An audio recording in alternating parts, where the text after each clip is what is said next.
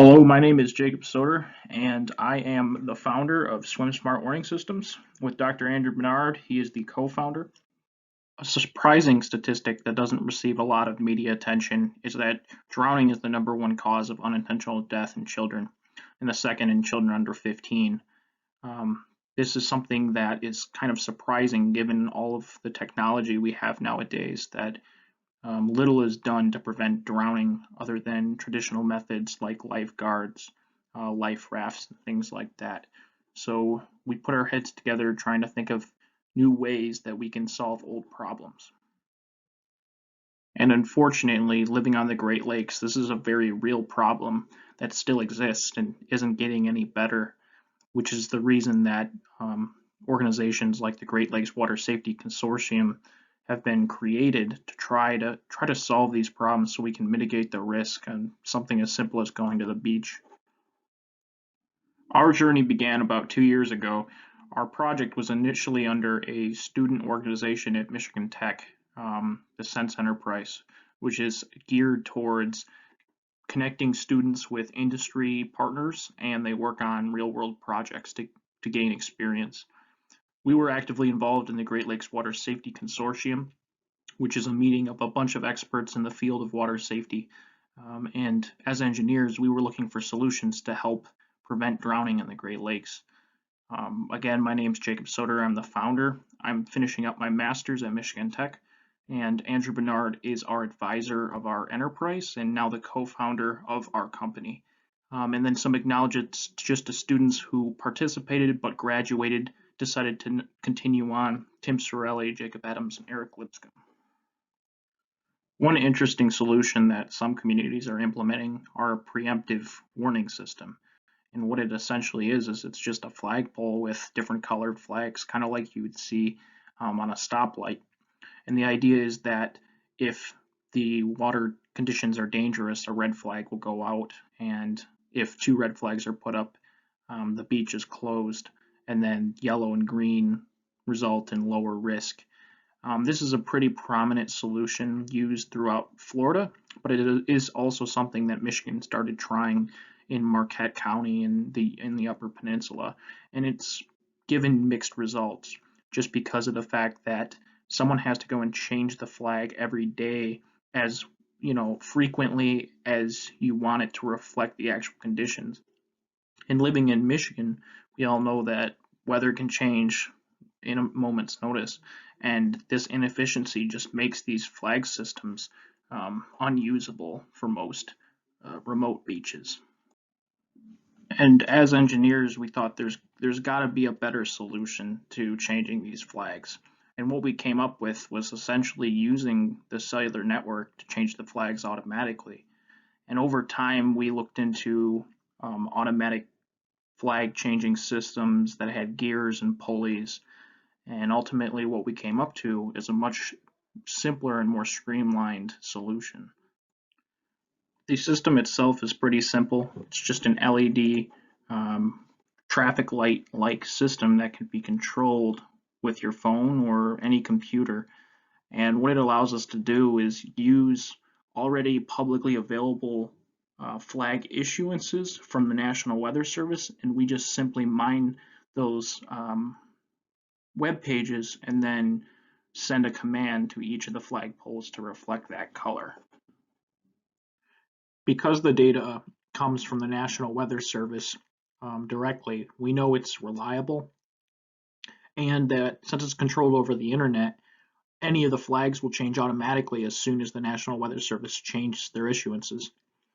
There were some communities that were skeptical, and they tend to want to have more control over their beach issuances, which is why we'd have a manual deployment where you can use your cell phone or say a computer at the local municipalities, and they would have access to change their flags directly. And the end goal is to remove the unnecessary redundancy and changing the flag every day and the payroll for having that person changing the flags, and we can really start to scale this and control it from one centralized location, ideally the National Weather Service themselves. What's really interesting is once we have this cellular connection established, there's no reason we can't send data back And what this allows us to do is add weather sensors or weather vanes to the flags themselves, and we can send real-time data back to the National Weather Service so they can become even more accurate in their issuances. Part of the problem is that they have dark spots, which are essentially locations where their forecasts are basically guessing, and this allows to fill in some of those dark spots and provides the National Weather Service with data, which is very important. Once we have enough of these devices in the field, we can create a pretty powerful network of data collectors, and we can complement tools like the EPA Beacon, where individuals will be able to see every location, the flag color, and the data that's collected at that point. As of now, we offer 3 different products. The first would be an on-grid unit, which essentially means that it needs to be able to plug into the wall for power. This unit would run about $1,500 and is much more inexpensive because of the fact it doesn't need a battery and a solar panel to keep it alive. The second is the off-grid unit, where the beach may not have access to power just because of its remote location. And unfortunately, this is where most of the drownings occur just because nobody's around.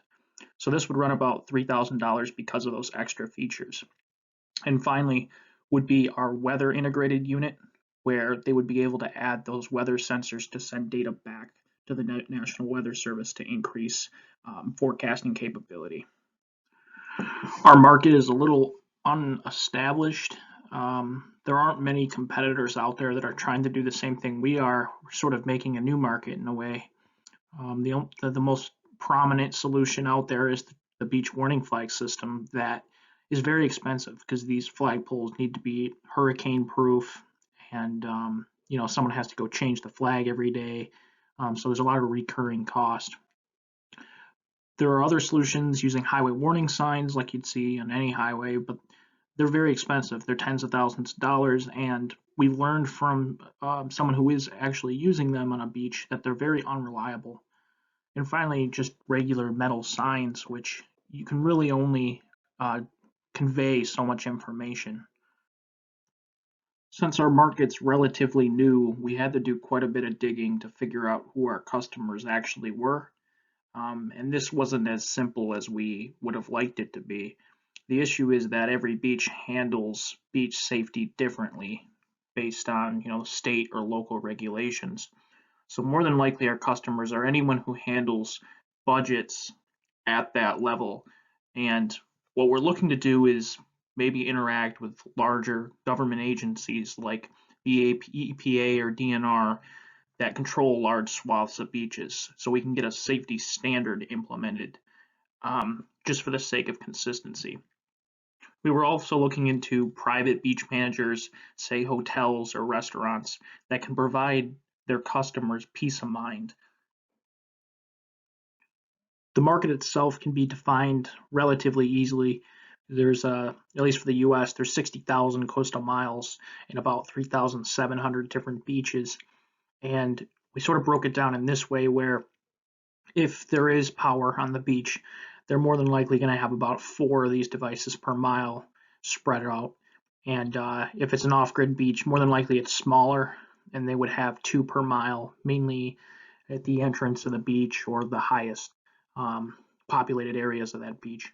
And this came out to be about $420 million in total market availability. Now that you've seen where we were, we have our 4-year timeline of where we would like to go. The first year, we would like to get about 20 units to different customers for beta testing, very limited scope. We would fly out if any issues came and fix that. And then certifying the products. Once we have circuits that we think are acceptable, that's what these funds would be used for, is for building the initial product and then certifying the circuits and taking pre-orders in the meantime. The second and third year, we're just building relationships state, countrywide, trying to show our product off and what it has to offer, gaining small footings in, say every of the coastal states to some extent. And then in the last few years, really work towards growing that customer base, building brand awareness and loyalty. And then if we have enough of these data collection units, we can start looking into lucrative data licensing opportunities in the future. And I just want to thank you for taking the time for listening to the presentation. And if you have any questions or comments, my email is below.